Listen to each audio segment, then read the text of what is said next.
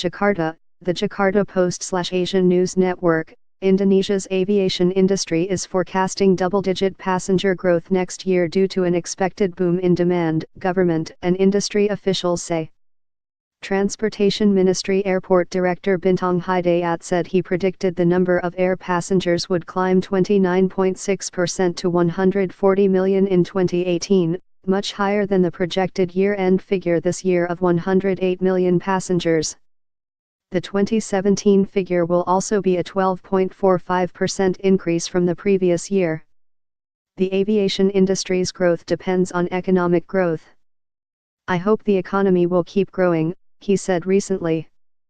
The Indonesian government has set a target of 5.4% for economic growth in 2018. It reached 5.06% in the third quarter of this year.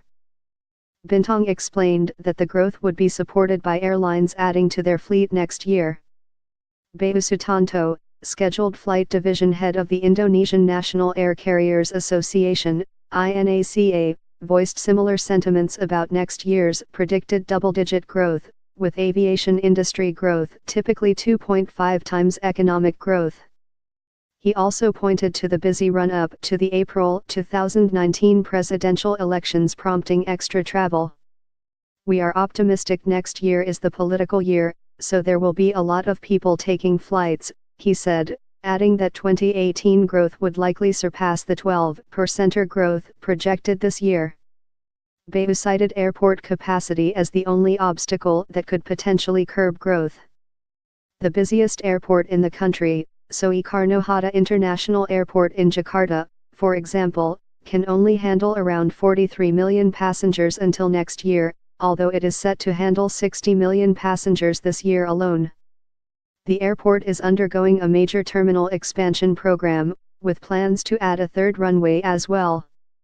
Air transportation is the main way for many Indonesians to travel across a nation with about 17,500 islands. As the economy grows, more people can afford air travel. From January to September, the number of domestic air passengers grew by 11.36% to 66 million compared to the same period last year, according to the Central Statistics Agency, BPS.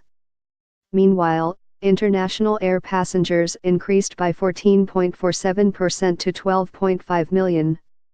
Even so, INACA remains concerned over the base fare for economy class flights, which the government has not increased despite skyrocketing operational costs.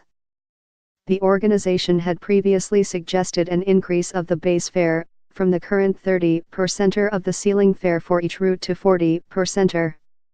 The move was suggested to improve the financial condition of Indonesian airlines, despite criticism from low-cost carriers Lion Air and Indonesia Air Asia, IAA. The minimum price was revised last year to cushion the impact of rising fuel costs and fluctuation in the rupiah's exchange value. Commenting on the matter, President Director Juliandra Nurtyajo of low-cost carrier CityLink said the airline also expected 10% growth next year with the expansion of new routes.